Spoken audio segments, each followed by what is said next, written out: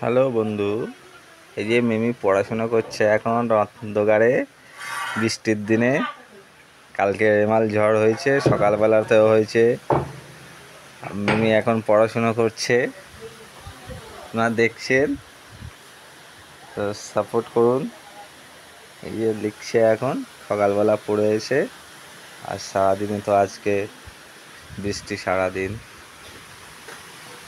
বাইরের অবস্থা খুব খারাপ, বাইরে বৃষ্টি হচ্ছে।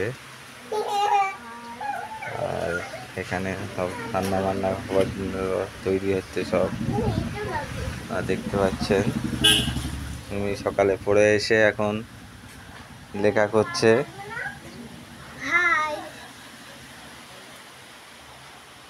আজকে কি কি পড়াশোনা করেছো? হ্যাঁ,